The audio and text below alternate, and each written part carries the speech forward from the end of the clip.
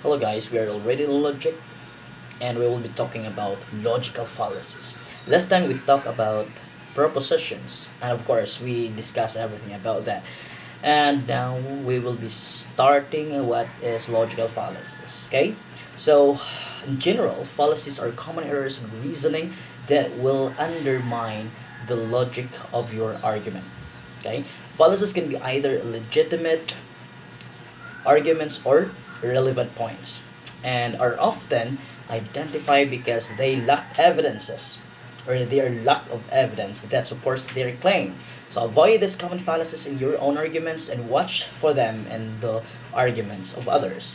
Slippery slope. This is conclusion based on the premise that if A happens, then eventually through a series of small steps, through B, C, X, Y, and Z will happen too. Basically equating A and Z. So if we don't want Z to occur, A must not be allowed to occur either. Okay? So example, if we ban hammers because they are bad for the environment, eventually the government will ban all cars. So we should not ban hammers. So in this example, the author is equating banning hammers with banning all cars. So which is not the same thing. Okay, so hasty generalization. This is a conclusion based on insufficient or biased evidence. So in other words, you are rushing to conclusion before you have all the relevant facts. Example, even though it's only the first day, I can tell this is going to be a boring course. In this example, the author is basing his evaluation of the entire course on only the first day, which is notoriously boring and full of housekeeping tasks for most courses. No? To make a fair and reasonable evaluation, the author must attend not one but several classes and possibly even examine the textbook, talk to the professor, and talk to others who have previously finished the course in order to have sufficient evidence to base a conclusion on. Post hoc ergo propter hoc. This is a conclusion that assumes that if A occurred after B, then B must have caused A. Example, I drank bottled water and now I am sick, so the water must have made me sick. Okay? In this example, the author assumes that if one event chronologically follows another, first event must have caused the second. But the illness could have been caused by the burrito the night before, a flu bug that had been working in the body of 4 days, or a chemical spill across campus. There is no reason, without more evidence, to assume the water caused person to be sick. Next is the genetic fallacy. So this conclusion is based on argument that the origins of a person, idea, institute, or theory determine its character, nature, or worth. Like for example, the Volks, the Volkswagen Beetle is an evil car because it was originally designed by Hitler's army. So in this example, the author is equating the character of a car with the character of the people who built the car. However, the two are not inherently related. Okay? So next is the begging the claim. So the conclusion that the writer should prove is validated within the claim. So let's for example, filthy and polluting coal should be banned. Okay, so arguing that coal pollutes the water and thus should be banned would be logical.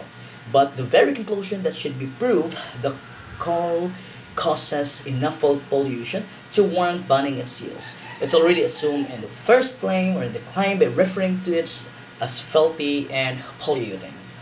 Next is circular argument. So this restates the argument rather than actually proving it.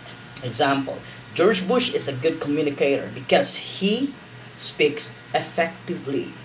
So this example, the conclusion that Bush is a good communicator and the evidence used to prove it, he speaks effectively, are basically the same idea. Specific evidence such as using everyday language, breaking down complex problems, or illustrating his points with humorous stories would be needed to prove the either half of the sentence.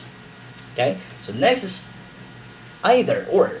Okay, this is conclusion that oversimplifies the argument by reducing it to only two sides or choices. Okay, like for example, we can either stop using cars or destroy the earth. Okay, so in this example, two choices are presented as the only options. Yet the author ignores a range of choices in between, such as developing cleaner technology, care sharing or car sharing system for necessities and emergencies, or better community planning to discourage daily driving. Next is, this is very common as well, ad hominem. So what is ad hominem? Okay, so ad hominem, this is an attack on the character of a person rather than his or her opinions of arguments. Example, Greenpeace strategies aren't effective because they are all dirty, lazy hippies. In this example, the author doesn't have or even name particular strategies Greenpeace has suggested, much less evaluate those strategies and the merits. Instead, the author attacks the characters of the individuals in the group. Okay? Next is the ad populum or bandwagon appeal. So this is an appeal that presents what most people or a group of people think in order to persuade one to think the same way. So getting in the bandwagon is one such instance of an ad populum appeal. Example, if we were a true American, he would support the rights of the people to choose whatever vehicle they want. So this example, the author equates being a true American, a concept that people want to be associated with, particularly in a time of war, with allowing people to buy in any vehicle they want, even though there is no inherent connection between the two. Okay, so next is the red herring. So this is a diversionary tactic that avoids the key issues, often by avoiding opposing arguments rather than addressing them. For example, the level of mercury in seafood may be unsafe, but what will fishers do to support their families?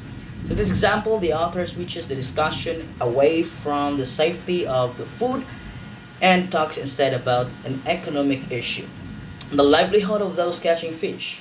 Okay, while one issue may affect the other, it does not mean we should ignore possible safety issues because of possible economic consequences to a few individuals.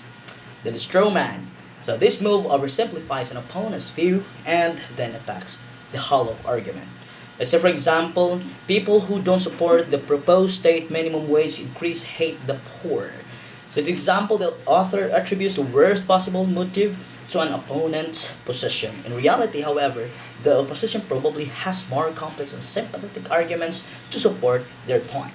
By not addressing those arguments, the author is not treating the opposition with respect of or refuting their position.